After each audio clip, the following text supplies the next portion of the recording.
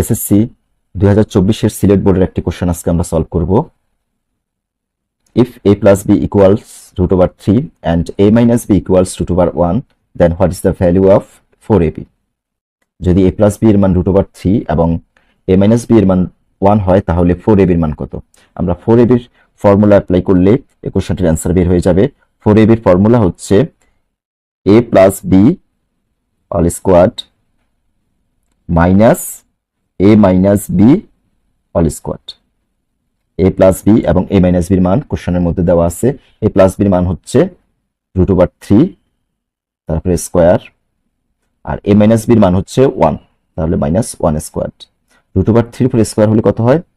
3, আর 1 এর স্কয়ার হলে 1, 3 minus 1 হচ্ছে 2, তাহলে 4ab এর মান হচ্ছে 2।